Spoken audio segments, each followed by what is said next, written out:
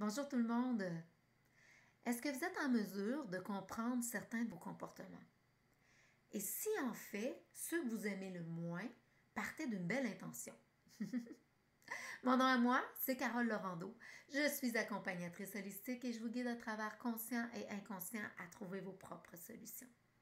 En fait, pour une raison ou une autre, il y a des comportements qui se sont installés inconsciemment. Et de façon tout aussi inconsciente, c'était au départ dans une intention qui était bienveillante pour la personne. Donc, quand on parle d'intention, par contre, c'est de faire un acte, une action dans un but très précis. Et très souvent, ce que j'ai pu observer, du moins jusqu'à maintenant, c'était plus souvent qu'autrement dans le but de soit s'affirmer, soit se protéger, euh, soit aussi de se propulser quelque part, ou tout simplement, encore pire, de survivre, simplement. Donc, comme dans le vidéo précédent où je parlais de changement de perspective, on pouvait voir que changer la signification des choses faisait en sorte que on changeait complètement la perspective de la problématique. C'est la même chose pour l'intention.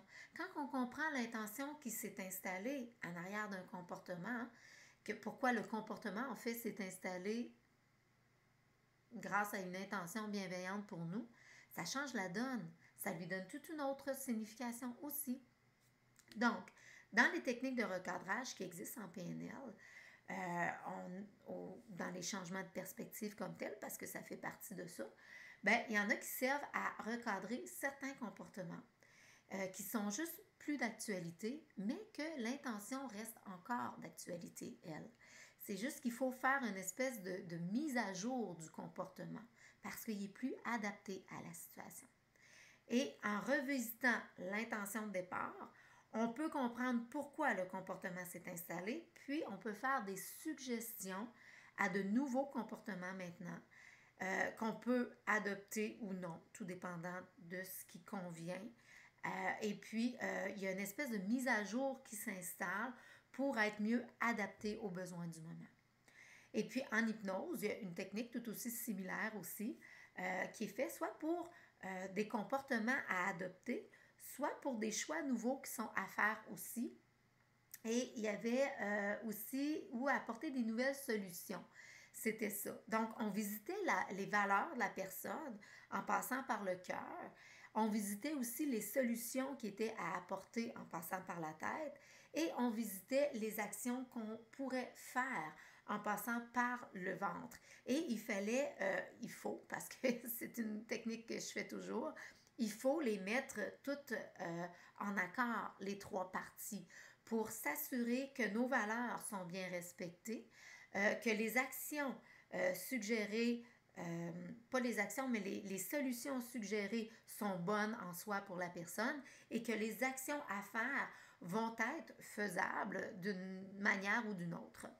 Donc, parfois aussi, il y a deux rivalités intérieures qui se mettent en place, puis on regarde l'intention des deux et on voit en fait que ces deux intentions qui se ressemblent quand même passablement.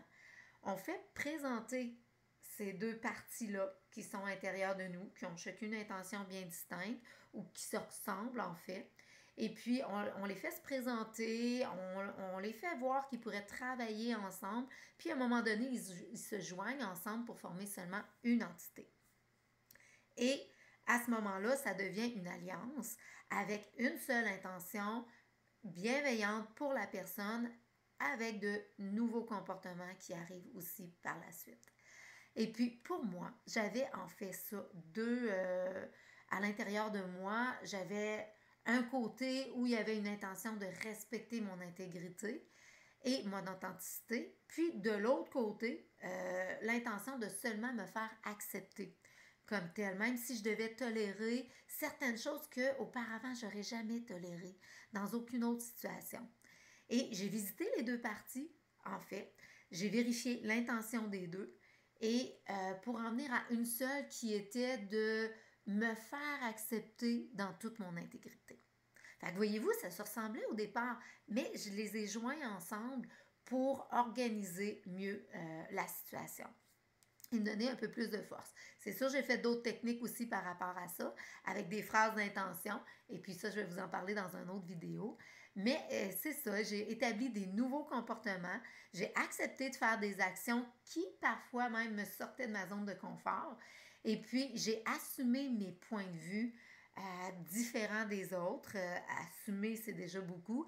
Et puis, j'ai fait en sorte de respecter mes valeurs là-dedans.